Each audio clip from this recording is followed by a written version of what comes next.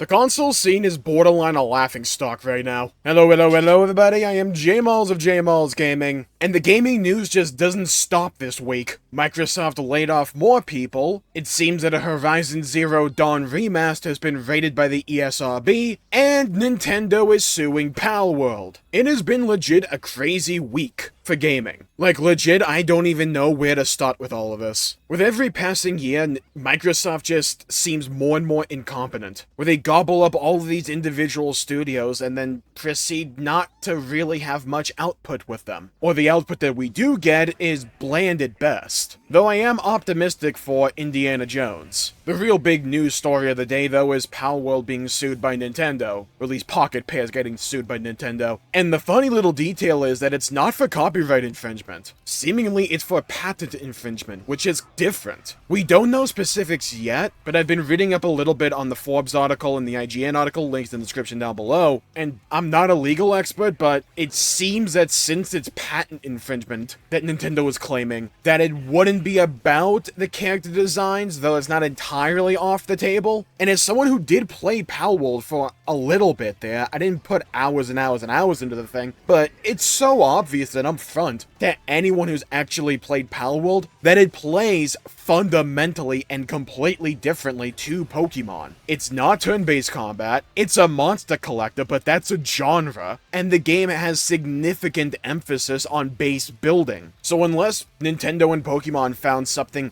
really specific that may not be readily apparent, I just don't understand what legs they seemingly want to stand on in regards to this. And the veracity of their claims aside, to me this just paints Nintendo terribly. Like, this is a terrible spotlight for them. It gives off the vibe that they're more upset that someone else did their formula completely differently to begin with, but iterated on it, and made a game that a lot of people enjoyed and still enjoy to this day. There's a sentiment going around the internet that I do subscribe to that Game Freak and Pokemon on the whole has stagnated and rested on their laurels because it's the Pokemon IP. You can pump anything out the door, slap Pokemon the name on it, and it's going to sell like hotcakes, which tends to happen. My thoughts about modern Pokemon aside, those games still sell extremely well. This feels more like Nintendo being petty and having a fit more than anything. And it's another reminder for me that Nintendo, unless they are actively talking about the games that they have and are releasing, are easily one of the most unlikable companies out there. To where it feels as if they are actively trying to paint themselves poorly all the time. They always feel behind the times. They always feel weirdly petty, but they're able to sustain themselves because they get the important things right and they pump out games that sell well and that are received well. And that's the most important thing.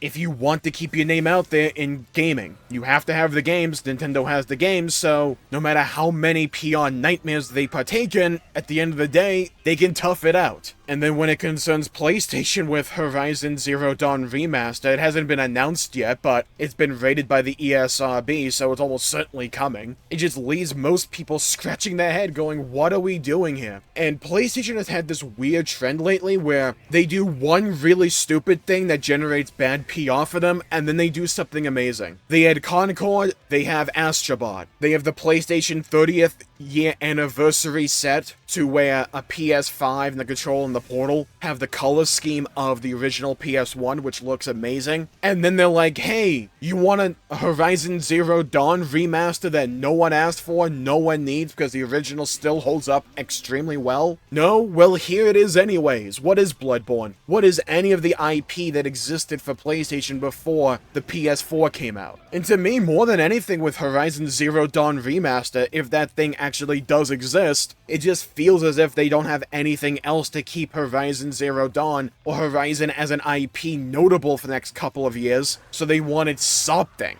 besides the Lego game. And look, I don't subscribe to the idea that because we're getting Horizon Zero Dawn Remaster, we're not going to get Bloodborne or anything like that. That's not how game development works. It is a bad visual for them, in my opinion, and it's just kind of dumb. It reinforces the idea that Sony is so caught up on a handful of IP that they refuse to do anything that, goes outside of that. Despite the fact Astrobot is amazing. And again, we go back to that cycle of PlayStation in this year where they do one thing really well, and then they flop something else. Astrobot is one of the best games I've seen on a PlayStation in the last few generations. It's that good. It's an amazing return to form for PlayStation, where creativity and imagination take the spotlight, take center stage and just out there. A smaller scale game that's not filled with bloat. It's perfectly paced, has brilliant design aesthetically and gameplay-wise, and is just a great gem of a game. And then you do things like this, which feel like nothing more than a money grab or a pale attempt to keep the IP relevant for Horizon. And then when it comes to Microsoft, like, I grew up with them. I mean, I grew up with PlayStation first, but throughout, like, middle school and high school, I played Xbox all the time with my buddies, and they were so fun. It was easy to play with people, and they had great IP, and they were focused on the games. And now it just... we're always in this weird edging competition when it comes to Microsoft, like, will they finally get better? Will we finally return to the glory years? And they announced a suite of games that look really good. We're still waiting for them to come out. I'm optimistic for Indiana Jones. But then it just seems as if every news cycle, we just get something bad out of Microsoft. Whether it's the weird stagnation of Halo right now, or even more layoffs, it feels like Microsoft is on the edge, to where if they just start releasing these games and they're good and well-liked, then public perception will change overnight. But we're still waiting for that to really happen. Gaming is in such an interesting state right now because there's so many good games coming out lately. I think Astrobot is a genuine Game of the Year contender. Palworld was great, though it's not exactly a game in a genre that I'm particularly interested in, though I respect what it does. But it seems like when we're talking about actual games that are coming out, for the most part, they're pretty dang good. And then you look at the news behind the scenes,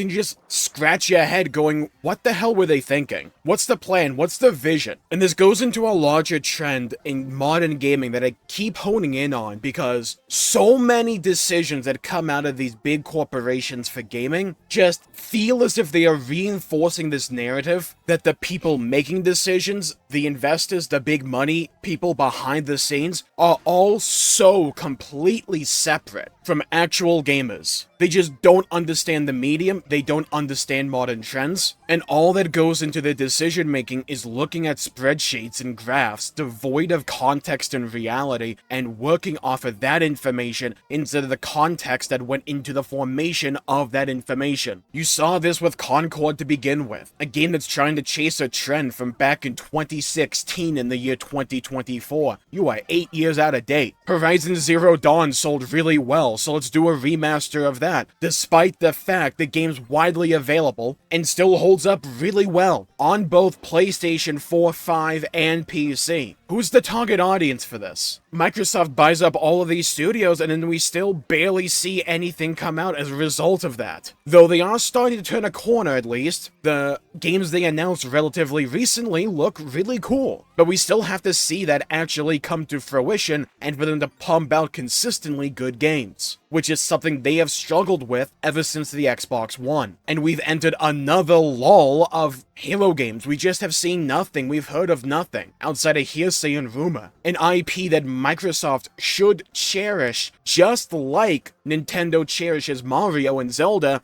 Microsoft just allows to fade into memory. And Nintendo doing scummy things is absolutely not new. It's something they're very well known for. But they understand the golden rule of gaming. And it is such a rock-solid defense that no matter what they do, or how many times they do it, at the end of the day, it simply doesn't matter because they make good games. They may not all appeal to me specifically, but Nintendo games tend to sell really well. They have a healthy mix between their big-budget AAA experiences and their smaller, more select titles. And it gives the Switch an extremely healthy roster of games for people to play. Low barrier to entry, and you give them so many different options. Of course the Switch has done as well as it has, on top of the game system being a hybrid to begin with. So they can do things like going after Palworld, they can do things like going after emulation, which are just bad PR moves, no matter how legit the claim may actually be. Though I am highly suspect of the Palworld one. Though again, I'm not a legal expert. But they can do these things because they understand that gaming controversy lasts until your next big trailer or your next big release. And at that point, when people have something to distract themselves with, they forget it. Because at the end of the day, mainstream gaming, people on the whole, care far more about the actual games themselves. Look at how many controversies Palworld had when it was coming out, and at the end of the day, it sold incredibly well, and was played by a lot of people because the game itself was really good and solid. And for a lot of people like myself, who have become disenfranchised by Pokemon and the current state of that franchise, Palworld was a breath of fresh air that tried different things to freshen up the formula and the experience, and it was well received and it was fun. It wasn't a game I would spend hundreds and hundreds of hours in, but it was for other people. Look, I don't want to entirely come off like a PC elitist snob that's just looking down the console industry. I mean, I kinda am, but my main point and takeaway here is that all of this news is reinforcing that central idea that I've been talking about for the last few weeks. One of the biggest problems gaming has right now is that a lot of the decision makers for the really big companies out there are so far removed from the actual rank and file of the gaming industry. They're so far removed from gaming experiences and the realities of the market itself because they're just money who came in looking to make a quick buck. So the decisions they make, which may a lot of the time seem baffling and feel disconnected from reality, is because they are disconnected from reality. They are devoid of the actual context of gamers and the gaming industry because these decisions are being simply made by a whole bunch of flowcharts and spreadsheets behind the scenes. And anyone who actually plays video games could tell you these are bad decisions because we understand the context of the industry. We understand the context of how a lot of people think. So we can look at games that come out like Concord or proposed remasters like Horizon Zero Dawn, and we can say, who made these decisions? Why are we going in this direction? Who does this excite? Who is this aimed for? It seems trend-chasey and desperate, because it is. They're looking to make a quick buck as reliably as possible, so they chase after the big trends. But the problem is in gaming, it's hard to chase a trend when the game creation process takes so dang long now. Years and years, you're out of date. And while it's easy to get lost in the muck and the mire in regards to modern gaming, at least we still get a lot of great games. Heck, PlayStation put out a great game recently with Astrobot. Warhammer 40k Space Marine 2 was awesome. Black Myth Wukong was awesome. There's so many great games coming out. And one of the common threads that I see with a lot of these great games that come out and are well received and are well loved is that they actually understand gamers. They understand the gaming industry. And their main prerogative is to make a good game first and foremost. And you want to know the funny thing? One of the main reasons Nintendo can get away with so many things is because they actually do understand gaming. They understand that golden rule. All they need is to have something hype lined up, and any bad PR will be swept under the proverbial rug. So they can be greedy, they can be bullies, they can do all of these things because they understand gaming. They understand they need to have a lot of good games on a system that gives you options and ease of play. So yeah, it'll be interesting to see how this all comes to pass. What happens with the whole Palworld lawsuit. I will love to see actual numbers come out for Horizon Zero Dawn Remaster. My brain says this shouldn't sell all that well, but then the pessimistic kernel in my brain says, you know what, maybe it will. And maybe they were right all along. With that, I'll call the video there for the day. Thank you all for tuning in. My pleasure making the video. If you enjoyed it, please leave a like and subscribe. It really helps the channel out and helps support future content, and I greatly appreciate it. Stay safe, have a great day, and I'll see you all next time. Bye-bye, everybody, till we meet again.